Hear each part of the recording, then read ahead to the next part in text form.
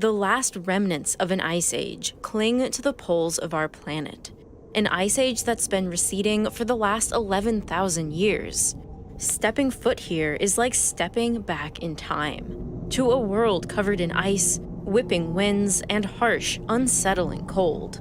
But on this wind-whipped ice stands a stoic creature, a creature who does not survive despite the ice, but depends on it.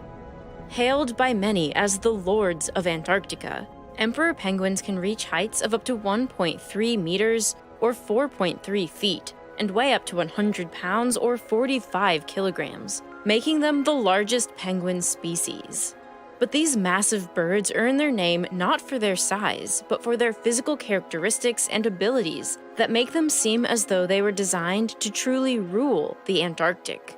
And even though their imagery pervades the media, compared to all other birds, and even to other penguins, emperor penguins are downright strange creatures. No other animal can survive the cold like they can.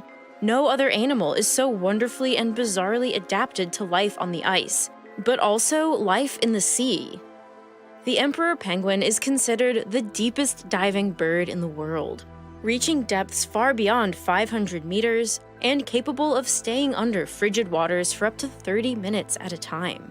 Their feathers not only streamline their swimming, but can also be actively manipulated to create an air injection, providing a hydrodynamic boost we normally only see in high-tech ships and underwater missiles. And to keep warm during their life in the frigid sea and windy sheets of ice, they've evolved a unique composition of feathers that don't just retain their body heat, but actively draw in heat from an environment that seems like it doesn't have any.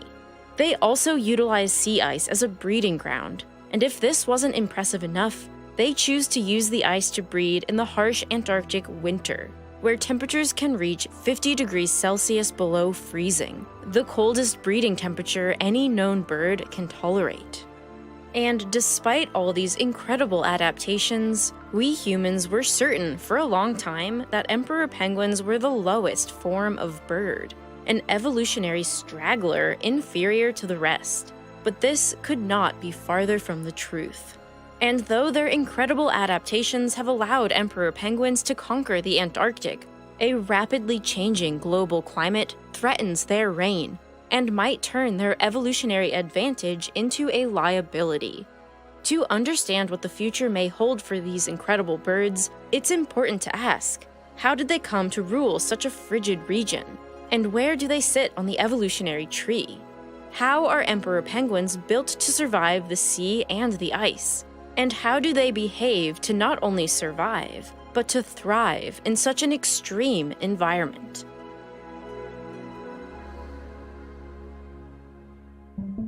Well before people associated penguins with a cute stature and comical waddling, emperor penguins were widely regarded by scientists as the key to unlocking the secrets of evolutionary theory. In the early 20th century, the relatively fresh new theory of evolution fascinated the scientific world and inspired many to study animal life and how it developed. From this surge of curiosity, scientists noticed that many animals also appeared to have very similar-looking embryonic stages early in their development.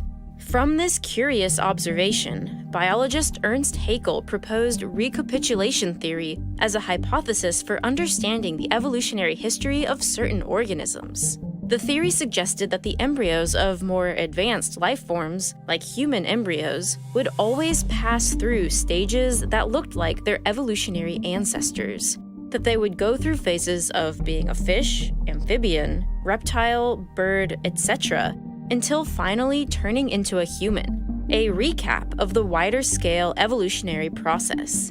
So why did they believe penguins, in particular, were the key to unlocking the secrets of evolution? Because at the time, penguins were considered to be the most primitive bird in existence, a bird that never evolved the ability to fly. Scientists thought that if they could decipher the embryology of this most primitive of birds, they could more clearly see how avian organisms evolved from their reptilian ancestors. We now know that this is not how it works, at all. But at the time, they were quite convinced and went to the ends of the earth, literally, to try to prove it. In 1910, a grand expedition began, and a handful of explorers set out to retrieve emperor penguin eggs for science. This would be no small feat. To catch an emperor penguin egg would mean to brave the frigid and rough terrain of the Antarctic in the winter when it is often pitch black. The voyage would later be referred to by the explorers as the worst journey in the world, and with good reason. At the time, the expedition was considered to be the longest period at which humans were exposed to extreme climate conditions. What might have made the journey even worse, however, was the fact that its main objective, the penguin eggs, turned out to not be so useful. Recapitulation theory began to be discredited right around the time of the expedition, as scientists began to observe more varied embryologic development patterns that didn't quite align with Haeckel's theory. And even if the recapitulation theory were true, we now know that penguins are far from the most primitive birds in existence. The flightlessness of penguins, which was initially thought to be an ancestral trait after having freshly evolved from reptiles, is actually a secondary evolved trait. The ancestor of penguins would have been a flying bird, similar to a puffin or a cormorant. But over time, the penguin's ancestor got better at swimming and worse at flying.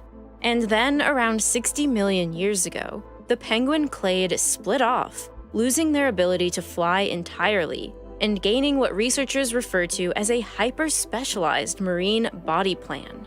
The transition from having a body built for flying to one hyper-specialized to survive in a marine environment is one of the greatest evolutionary transitions of all time, up there with when tetrapods first stepped foot on land, or when the ancestors of whales took their steps back into the sea.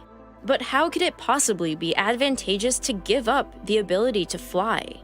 Surely emperor penguins could rule the Antarctic if they could swim and fly, soaring through its skies instead of waddling around on slippery ice sheets. But unfortunately, in the animal kingdom, everything is a trade-off. And as wings become more efficient for flying, they become less efficient for swimming, and vice versa. To understand this, it's helpful to think about why emperor penguins are considered the best diving birds in the world. Unlike their flying counterparts, they have a reduced wingspan, have greater weight and larger bones, and even at a molecular level, have muscle contraction rates that are optimized for low wing beat frequencies. All adaptations that make flight impossible. The adaptations necessary for flight simply go against the adaptations necessary for swimming. And when it comes to swimming, no other animal does it quite like the emperor penguin. The body shape of an emperor penguin lends itself to maneuvering beneath the ice, and while it might not always look like it, emperor penguins are among the most elite swimmers on the planet. But there is so much more to their underwater story than their big-boned, streamlined body. There are some unexpected ways in which they maximize their swimming efficiency, things we thought were reserved for our high-tech ships and submarines. One of these adaptations was discovered when marine ecology researchers looking at footage of emperor penguins ascending noted that the birds were always followed by fine bubbles that seemed to emerge from their feathers, in much the same way that an underwater missile would leave a trail of bubbles in its wake. And with some torpedoes, these bubbles are no accident. In the 1960s, engineers discovered that in theory, drag could be reduced on underwater vessels if microbubbles were injected on their surfaces, covering them in a thin film of air. Soon after, the Russian Navy figured out how to turn this theoretical idea into reality. They developed a rocket-powered torpedo that could pump gas through a porous skin that covered the torpedo. It was capable of traveling underwater at up to 100 meters per second, more than twice as fast as conventional torpedoes. A torpedo has to overcome two types of drag. The first is related to the weapon's shape, and the second is related to the way that water clings to the surface of the object and is drawn along with it, slowing the object down. But if the torpedo is enveloped in a layer of gas, there will be no direct contact between the object and the water. A layer of gas just a fraction of a millimeter thick can reduce skin friction by up to 40%. Could the bubbles observed on the penguins' bodies be doing the same thing? Scientists observed that before emperor penguins jump from the ice and plunge into the water, they first fluff up their feathers, trapping air in their plumage. Then, once the penguin decides it's time to come up to breathe, it will release this trapped air from their body, forming a layer of fine bubbles that allows them to shoot back up to the surface. In footage of penguins ascending, it's easy to see the bubble trails. And if you pause the footage, you can even see the bubble clouds that envelop most of the body and obscure the tail and hind limbs. Scientists also note that no air is coming from the beak or nares. It emerges from the plumage. And the boost they seem to get from this is significant. Penguins descend and swim horizontally at around 2 meters per second, but they ascend with these bubbles at up to 6 meters per second. And this is critical, because they need sufficient speed to overcome gravity as they leap out of the water and onto the sea ice. From this observation, researchers proposed that emperor penguins are likely employing what they describe as drag reduction by air release, or more simply, air lubrication, just like humans use on ships and torpedoes. And apart from this lubrication, this bubble coat might also offer other advantages. For example, it's well known that air lubrication can reduce the acoustic signals of ships, and the same might be true for emperor penguins and their echolocating predators. But as impressive as this is, emperor penguins aren't just adept at their heroic ascents. They are also the deepest diving birds in the world. This great feat has its advantages for the penguins beyond just asserting their reign as emperor. As the only birds capable of reaching such depths, they are virtually unchallenged in their claim over the abundant, nutrient-dense, and relatively easy-to-catch prey, like the Atlantic silverfish, that tends to inhabit these benthic regions. These dives can last almost 30 minutes. To manage these sustained deep dives, emperor penguins are equipped with physiological and cellular adaptations that help them maximize oxygen use. Like many air-breathing divers, the emperor penguin diving reflex involves a massive reduction in their heart rate that allows many organs, including the heart itself, to use up less oxygen.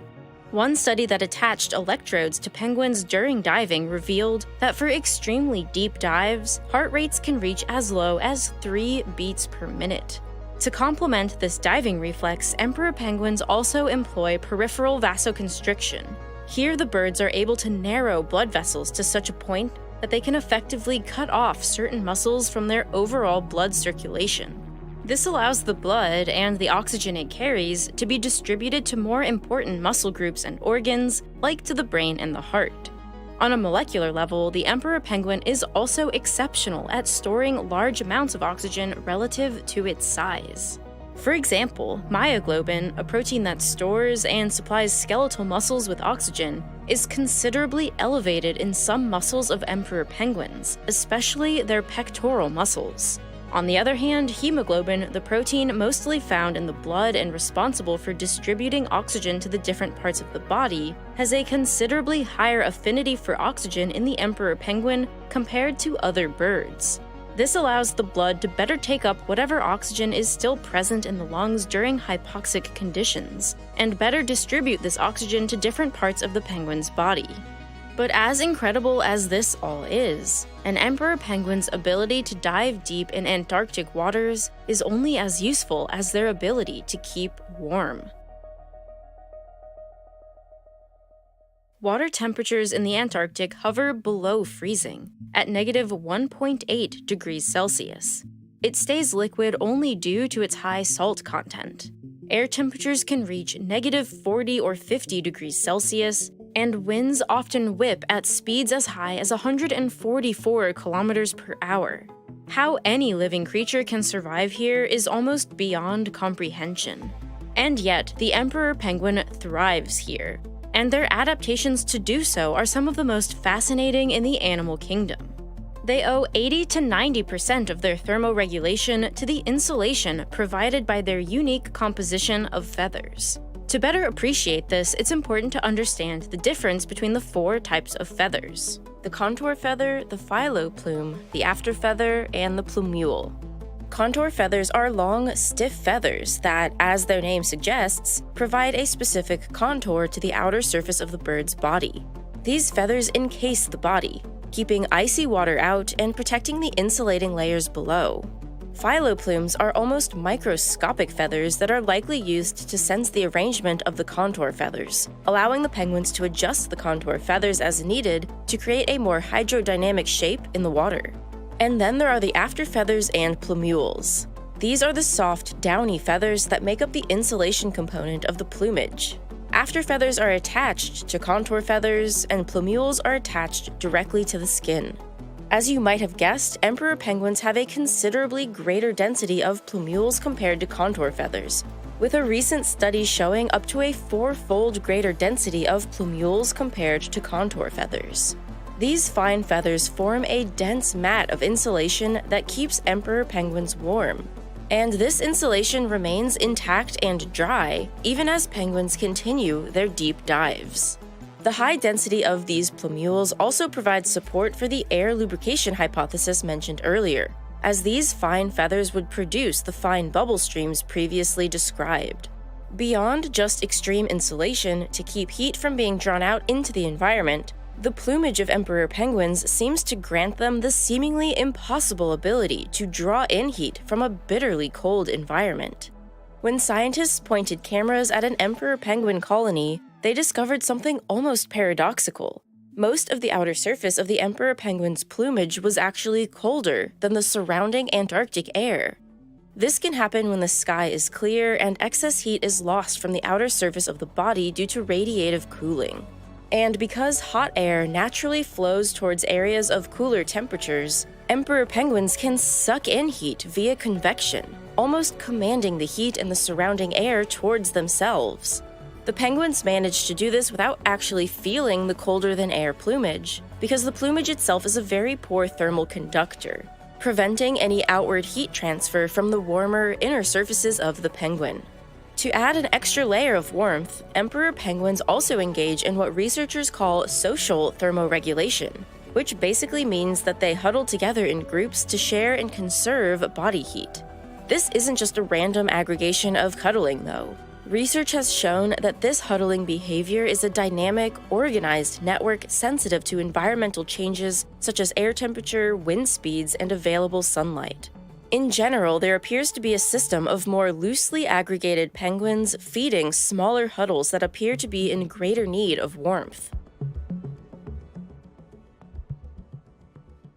By now, it's clear that the emperor penguins have all the biological tools to tolerate the challenges of a harsh, freezing climate. However, as we've said, they don't just tolerate these unforgiving icy conditions. They prefer it. This is probably best seen in their preference to breed during the Antarctic winter. Emperor penguins begin their breeding cycles when most other Antarctic birds have already finished theirs. An emperor penguin's breeding cycle begins around April, when Antarctic sea ice reforms and becomes thick enough to support a breeding colony. At the beginning of the cycle, emperor penguins of the same colony return to the same location they bred last year. Once all huddled together, the males engage in an elaborate courtship ritual that involves a mix of head bobbing, swinging, and waddling, with males sometimes even competing for a mate. When everyone is partnered up, emperor penguin pairs get busy and each produce only a single egg. Since the vast, frigid expanse of the Antarctic isn't exactly the best place to set up a nest, and there are no bushes or branches, the females hand over the egg to their male partners, who are tasked with incubating the eggs on their feet under a loose fold of featherless skin called the brood patch. And because the eggs must be kept warm at all times, the males do so for an astounding 4 months straight, without any food at all, relying only on their body fat until the chicks hatch around July. It's been speculated by some researchers that this unusual arrangement is brought about by the fact that each pair of emperor penguins has only one extremely valuable egg. To ensure that this single hope for an offspring survives, it's important that the egg receives round-the-clock protection, and during an extreme winter period when predators such as leopard seals and seabirds are not around. Then, once the egg hatches, both penguins raise the chick into a fledgling until December. All these adaptations bring us back to the big picture, that emperor penguins require sea ice throughout their life cycle, be it as a stable gathering place for breeding and raising chicks, or as platforms for diving and exploring the Antarctic seas. As it stands today, however, the once unquestioned reign of the Lords of Antarctica appears to be, quite literally, running on thin ice. In 2022, satellite imaging used to monitor emperor penguin colonies showed a catastrophic breeding failure due to the lowest sea ice ever recorded in Antarctica that year. These dots show the locations of the 5 emperor penguin colonies in this one highly affected region. Remember that the complete breeding cycle of emperor penguins requires that sea ice remain solid for a prolonged period of time. If this ice melts prematurely as it did in 2022, parent penguins may be forced to leave their premature chicks, who have yet to fully mature enough to come along with their parents to more stable ice. While some emperor penguin colonies have been documented to move towards more stable ice shelves that are nearer to land, this may only be a temporary solution, if at all, to a rapidly changing climate that makes it difficult for emperor penguins to continue their icy way of life. Because of these unique circumstances, the emperor penguin has become an emblematic species in representing how climate change is rapidly affecting Antarctic ecosystems. As the narrative of the current climate crisis unfolds, there is something to be said about how a bird we once thought would provide us with all the secrets of evolution is receiving interest once more, this time as an example of the effects of our rapidly warming climate.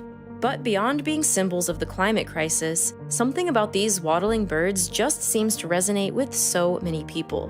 Maybe we see ourselves in them just a bit. Upright, clumsy, kinda chubby, social creatures who just want to hang out and cuddle. I know I relate to a lot of these. But there's one thing in particular about penguins that I deeply relate to: their need for a truly ridiculous number of naps. Emperor penguins take hundreds of naps throughout the day and night for just a few minutes at a time, wherever they happen to be standing.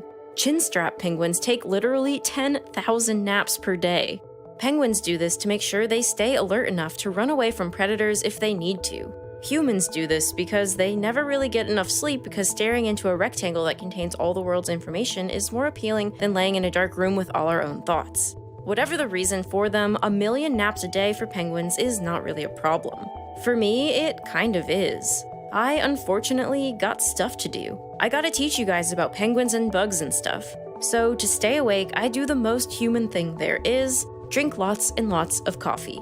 But also, as a human, I firmly believe I deserve lots of little treats. These treats often mean going out and getting myself an $8 latte. Don't get me wrong, I love this for me, but $8 a day gets to be a bit much. So instead, I sometimes make myself coffee at home, but the beans from the grocery store that I have stocked up in my cabinet are just not that great. They are questionably sourced, questionably roasted, and questionably aged, thus pushing me towards more $8 lattes. But now there's a new solution thanks to this video's sponsor, Trade Coffee. Trade is a subscription that delivers fresh bags of coffee from over 55 of the country's top indie roasters right to your door. And it's the best way to help you do more in 2024. You need Trade if you want to hit the ground running with your New Year's goals such as not taking so many naps and getting through your to-do list every day. And I absolutely love Trade because it helps me to make better coffee at home. I no longer need to go out for little treats. I can have them much more cheaply and easily at home. And the best part is Trade lets you experience coffee that is curated just for you. For example, I don't like dark roasts, but I love light roasts. And I always want my coffee to be whole bean, so it stays fresher longer. But Trade goes even deeper than this. Trade maps your specific preferences to hundreds of different coffee flavor profiles. Their technology pairs you with the best coffees using art and science, marrying industry expertise and machine learning.